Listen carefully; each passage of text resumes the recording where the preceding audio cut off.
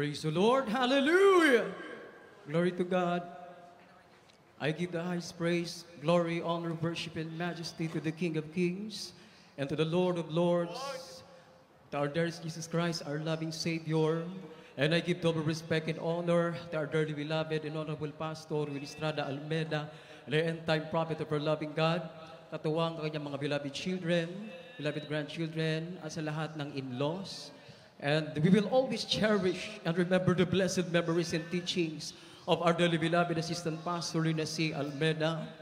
At a pleasant afternoon po sa lahat ng mga beloved ordained preachers, mga preachers, beloved co-workers, beloved brethren, beloved newcomers, beloved webcast viewers. At ako po ay bumabati ng happy birthday po sa ating po kagalang-galang Pastor Will Estrada Almeda at sa ating pong beloved Minister Poch Almeda. At mga binamahal, hindi niyo po ako makikita sa ganitong anyo dati dahil ako po ay isinilang ng mga magulang ko sa laman na lalaki. Ngunit, nung bata pa po ako, ang nilararo ko po noon ay mga pambabae. Ayaw ko po ng robot. Gusto ko Barbie doll. Ang mga kalaro ko noon, mga babae. Sa madaling salita, ako po ay dating homoseksual. Nung ako po ay magdalaga na, noon po yun, tinawag nila akong Jessa Saragosa. Dahil mahaba po ang aking buhok. May make-up po ang aking mukha. Ang kasuotan ko pambabae. Rumarampa ako sa kalsada na parang Miss Universe ba? Na nasuot-suot ang maikling short. At habang ako'y naglalakad, tuwang-tuwa ako. Tuwang-tuwa ako pag may nagbubusina ng mga sasakyan sa akin. So, pakiramdam ko tuloy, ako ang pinakamaganda sa buong mundo. Kahit hindi naman pala. Akala ko noon, masaya. Pero hindi pala dahil dumarating minsan ang panlalait, ang diskriminasyon, at ang panghuhusga. Sabi nila, ikaw na homoseksual, patungo ka sa impyerno. So, hindi po maiwasan na ako po ay malungkot. Kaya, sa kabila ng kalungkutang yaon, ako po ay nagtanong sa mahal na Panginoon, bakit ako ganito? Bakit ganito ang aking pagkatao? Saan ba ako nilikha? Kung walang nilikha ang Diyos na bakla at tomboy, saan ako nanggaling? Subalit, makalipas ang mga panahon, yung mga katanungang yan, mga minamahal, ay sinagot ng ating dakilang Diyos. Isa po ang beloved brethren natin, ang nag-anyaya sa akin sa gawain po sa dako pong Bicol, sa Camarines Norte. Sabi niya, nung ako'y makilala sa mahal na Panginoon, ako'y pinagaling sa aking bone cancer.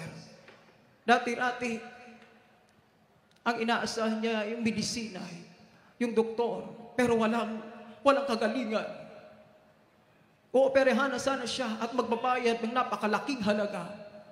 Ngunit hindi po nangyari yun. Dahil after baptism in the name of Jesus, siya po ay pinagaling instantly ng ating mahal na Panginoong Jesucristo. Yes, Hallelujah. Hallelujah! Praise the Lord.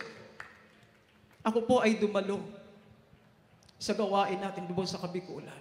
Nagmasid ako sa kanilang pag-aawitan,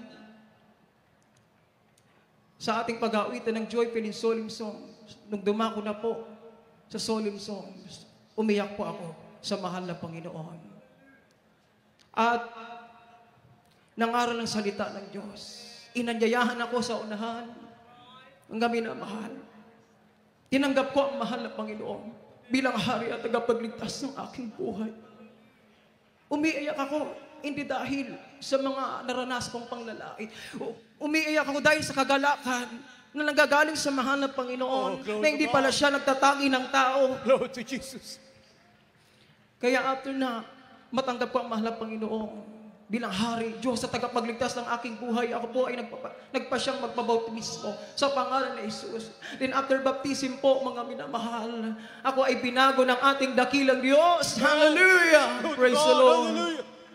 Yung aking buhok, mga minamahal na mahaba, lagpas hanggang balikat, yan po ay pinaputulan ko sa tulong ng ating mahal na Panginoong Jesucristo. Hallelujah. At inalis ko na sa aking buhay, yung makeup ko, yung mga damit na pambabae. Pag uwi ko sa aking pinagtatrabahuhan, dun sa Kabikulan, yung aso, hindi po ako nakilala. Kaya tahol ng tahol, halos humilag po sa pagkakatali. Halos kagatin ako, mga minamahal. Kaya sabi ng aking amo, yan, dyan sa Saragosa, tinahol-tahol ka na ng aso. Hindi ka na nakilala. Dahil sa, hallelujah, praise the Lord mo na yan. Kaya hindi na Jay sa Saragosa ang pangalan mo, kundi Jess Lapid Jr. na. Amen. Praise the Lord. Hallelujah. Kaya aking napagtanto, mga minamahal, sa aking buhay, na ang Diyos sa Jesus Miracle Crusade International Ministry ay hindi lang po, hallelujah, nagpapagaling ng karamdaman, kundi bagos nagbabago ng buhay, mga minamahal. Dahil sa ganang aking, sa sarili kong pagsisikap, wala akong magagawa, wala akong kapangyarihan na baguhin ang aking buhay, mga minamahal. Dahil ang pangarap ko noon, maging transgender. Ngunit salamat sa malapin, meron pala na propeta, meron pala na pastor, na nakaluhod, na nanalangin, hallelujah, araw at gabi. Hallelujah, praise the Lord. Yes, at ang kanyang panalangin, mga minamahal, ako po ay naabot sa kahabagan ng ating dakilang Diyos. Ako ay lubusang pinagpala at binago ng ating pinakamamahal na Panginoong Jesucristo. Ngayon po sa kahabagan ng mahal na Panginoon, hallelujah, praise the Lord, ako po ay tinawag niya bilang manggagawa, mga awit at mga ngaral, mga minamahal, hallelujah, sa dako pong Dasma Outstation. Ang lahat ng kapurihan at kapasalamatan ay tangi lamang sa ating pinakamamahal na Panginoong Jesucristo lamang. Praise the Lord. Amen.